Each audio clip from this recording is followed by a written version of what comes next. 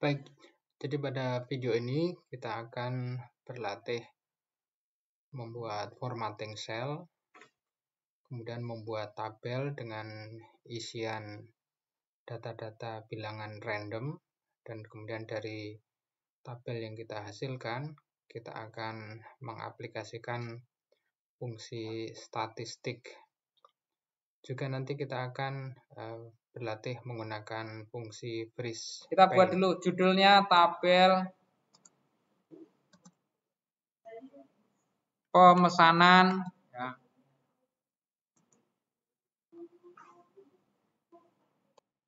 Kue catering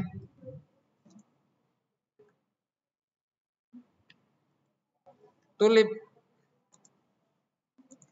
cake and bakery item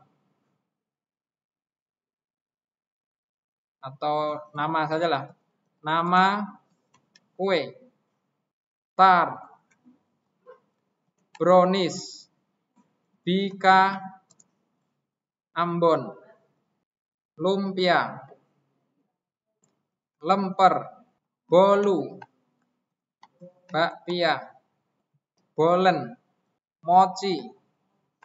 Nah, ini pesanannya direkap bulanan.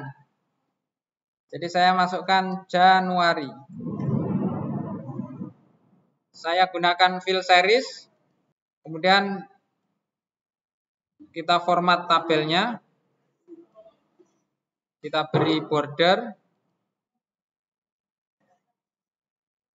Kemudian kita juga bisa kalau menghendaki menggunakan style untuk pengaturan tabel. Cuma itu style untuk pengaturan tabel ini malah nggak ada ya di 2016. Tapi di Excel 2021 yang Anda pakai kan ada itu. Style untuk tabel. Oke, untuk bulannya saya ganti yang singkat saja. Jan, Feb, Mar, April. Ya, semua bulan disingkat kecuali bulan Mei. Kemudian sel itu isinya bisa kita buat alignment-nya secara vertikal maupun horizontal. Kalau Anda lihat ini terlihat ada di bawah ya. Dia bottom line. Kalau dibuat rata tengah secara vertikal, middle line. Nah, kita nanti akan menghitung total pesanan secara vertikal maupun secara horizontal. Yang ke kanan ini jumlah pesanan.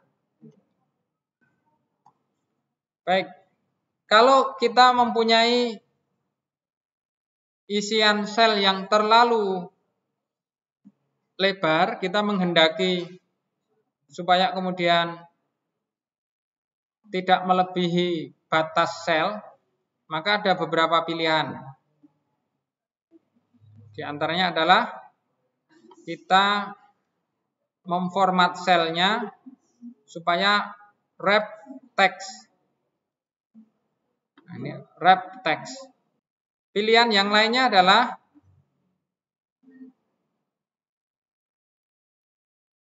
kita memaksa agar shrink to fit. Nah, ini shrink to fit ini hasilnya sering kurang bagus. Karena apa? Dipaksa menjadi sangat kecil. Maka ini kita nggak pakai shrink to fit, kita pakai wrap text. Baik, kemudian kita akan teruskan dengan mengisi datanya. Lumayan ini. Ada berapa produk nih? 1, 2, 9. Kita mengisi 9 untuk 12 bulan. Daripada repot-repot ngisi, saya isi saja dengan data random. Jadi kita akan menggunakan fungsi random. Random yang paling sederhana adalah kita mengetikkan sama dengan RAND, ya. Kemudian kita tekan tab, formatnya akan terlihat. Kita cukup menambahkan kurung buka dan kurung tutup, ya. Maka akan terisi dengan suatu angka. Mari kita lihat angka ini apakah bisa berlaku di tempat yang lain. Kalau suatu rumus kita aplikasikan fill series, kita aplikasikan rumus dengan sebuah fill series, maka yang diaplikasikan itu bukan fill series angka, tapi adalah copy formula. Jadi di sini pakai RAND, di sini juga pakai RAND. Sama, ini semuanya adalah angka random. Kira-kira kalau jual kue tart bulan Januari 0,3 atau jual bolu di bulan Januari 0,0223 gitu. Kebayang nggak itu jualannya gimana? Mosok jualan kok yang dijual pecahan. Sudah gitu pecahannya angkanya sampai jelimet lagi. Kan kalau misalnya 0,5 gitu mungkin bisa diduga-duga gitu ya. Oh, kalau jual brownies 0,5, maksudnya ini ada yang belinya separuh gitu. Nah, tapi kalau 0,3421, 0,43994 gitu ya. Ya nggak ada seperti itu ya. Jual kue ya biasanya utuh. 1 kotak, 10 biji, 100 box kan gitu. Oke ya, ini tadi karena angkanya adalah angka random yang dihasilkan dengan fungsi rand, itu nilainya adalah antara 0 dengan 1. Fungsi random yang di sini memang tidak ada argumen apa-apa, itu akan mengenerate angka di atas 0, di bawah 1.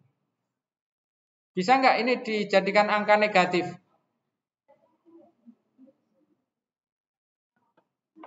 Angka ini dijadikan negatif bisa nggak?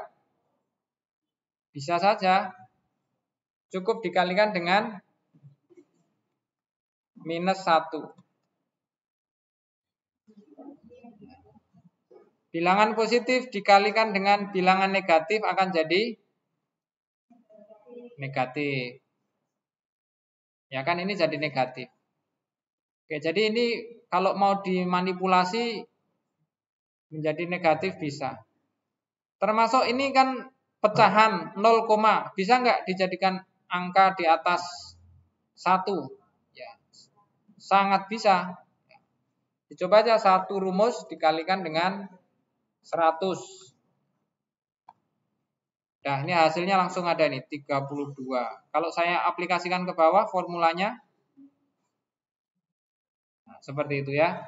Jadi intinya kalau kita bisa mengenerate angka, berikutnya angka itu bisa diolah. Bisa dibuat negatif, negatif bisa jadi positif. Bilangan pecahan dijadikan bilangan bulat dan lain-lain. Baik, tapi daripada pusing-pusing seperti itu, ya saya berikan fungsi random untuk menghasilkan angka bulat. Dan kalau fungsi random itu kita tidak tahu 0 komanya itu berapa sih? Mungkin ada yang 0,00 berapa, ada yang langsung 0,1 sekian, ada yang 0,8 sekian. Tapi yang jelas angkanya unpredictable. Tidak bisa diprediksi, tidak bisa diperkirakan. Nah, kita bisa membuat isian dengan angka yang kita batasi. dari angka terkecilnya berapa sampai dengan angka terbesarnya berapa. Kita ketik sama dengan, jadi untuk insert function itu ada beberapa cara. Kalau langsung di selnya kita cukup ketik sama dengan, terus kita masukkan, tentu ini sudah tahu dulu, rumusnya adalah random between. Saya ketik RAN dan muncul di baris kedua adalah ran between. Langsung saya tekan tabulasi, tab, kemudian langsung diketikkan secara sempurna formulanya atau fungsi random between-nya. Tinggal saya memasukkan argumen. Random between itu punya dua argumen, yaitu nilai batas bawah atau bottom, tempatnya SpongeBob dan Patrick nih. Misalnya batas bawahnya saya isi penjualan terendahnya 5. Dalam 1 bulan laku 5 kue, paling sedikit. Paling banyak dalam 1 bulan bisa laku 500. Jadi batas bawahnya 5, batas atasnya 500. Ya.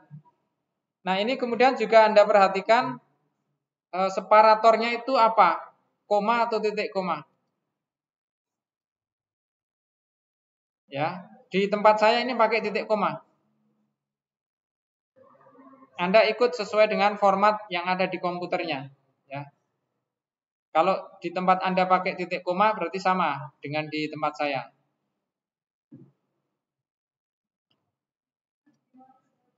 Dah, tekan enter. Dah masuk nih angkanya nih.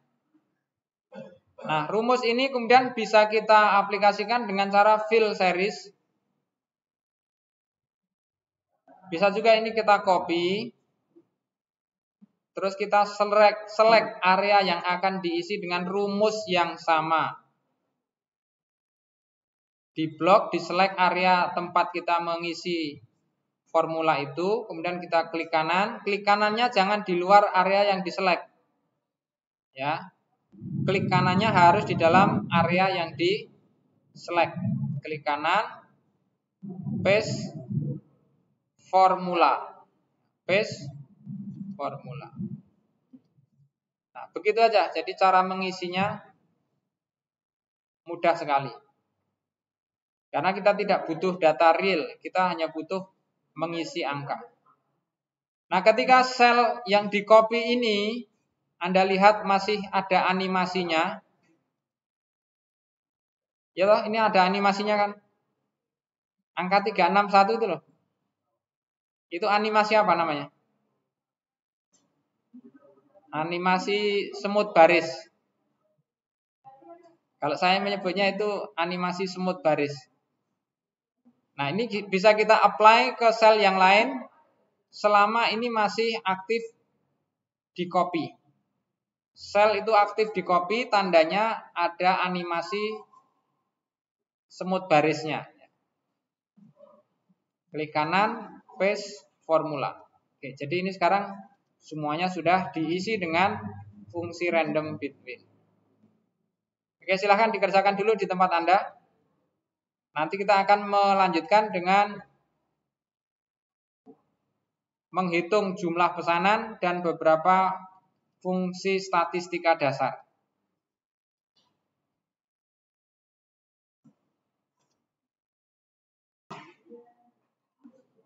Baik, ini tadi kita lakukan untuk pengisian jumlah atau auto sum. Sekali lagi ini dengan mengklik tombol auto sum, otomatis akan terisi deretan angka yang ada di sebelah kiri dan kemudian kita tekan enter. Nah.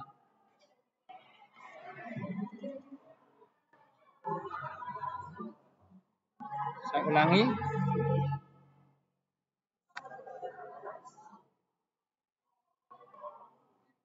Demikian juga untuk yang ke bawah. Artinya untuk hitungan per bulan bisa kita klik di sel yang kita siapkan.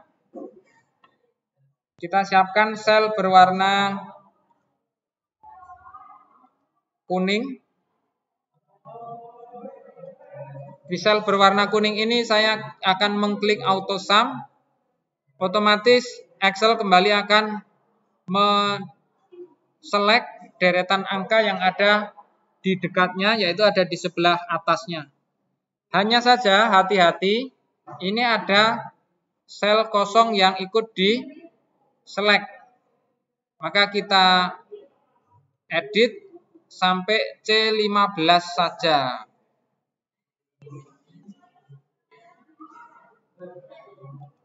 Kita periksa kembali.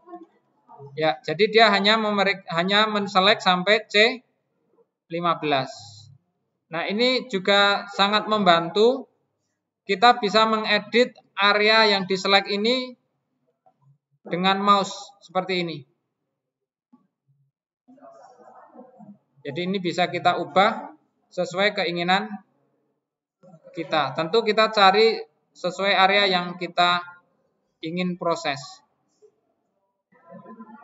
Tetapi mungkin suatu saat kita akan menselect data di kolom dan baris yang berbeda. Maka kita tinggal meletakkan saja di sini dengan titik koma. Kemudian kita select lagi yang lain, misalnya ini. Terus kita ketik titik koma, kita masukkan yang lain. Kita masih mau nambahkan lagi yang lain, kita ketik lagi titik koma, kita select bagian lain. Begitu terus sampai semua angka yang ingin kita proses berhasil kita masukkan. Maka ini kalau kita cek, kita periksa, kita double klik. Nah, ini areanya ada di sini. Ada di sini dan di sini ada 4 deretan angka yang dijumlahkan. Baik, seperti itu ya. Jadi area yang diselect itu bisa banyak. Tidak hanya satu deret, tapi beberapa deret, bahkan dari sel yang letaknya terpisah.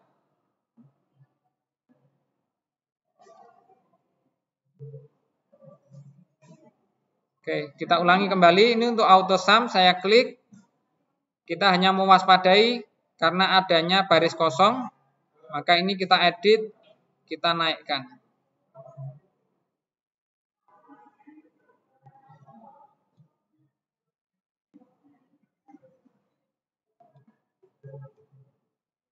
Seperti itu ya. Dan bisa kita apply ke kanan. Nah, kalau kita menghendaki ada separator, angka ini perlu dikasih pemisah. Kita klik separator di sini nih. Koma style. Baik. Terus kita akan menambahkan beberapa kolom lagi untuk mengerjakan fungsi statistik. Saya masukkan aja 3. Yang pertama adalah average. Apa itu average? Rata-rata. Terus nilai terbesar maksimum. Nilai terendah minimum. Baik, kemudian ini kita samakan formatnya. Cara menyamakan kita pakai gambar kuas atau format painter. Seperti itu ya. Nah, untuk average bisa kita panggil fungsinya dari insert function. Kemudian kita cari ini average, udah ada di sini. Kita klik OK. Nah, maka kita perlu memasukkan bilangan mana yang akan dihitung average-nya. Anggaplah ini belum ada isinya, kita hapus dulu. Maka kita kemudian menselect dari Januari sampai Desember. Dari C7 sampai N7. Klik OK. Nah, itu average-nya dalam 1 bulan 242,5. Nah, formula ini kita berlakukan ke bawah dengan fill series. Nah, untuk penyeragaman mungkin bisa kita buat jumlah angka desimalnya berapa. Kita buat menjadi 1 angka saja, 1 angka di belakang koma. Ini average. Berikutnya yang 2 adalah maksimum dan minimum. Sekarang kita tidak klik insert function, langsung kita ketik sama dengan kita ketik max tabulasi, maka kita tinggal mengisikan argumen yang mau dicari maksimumnya dari Januari kita blok sampai Desember kurung tutup. Oke. Nah, ini maksimum.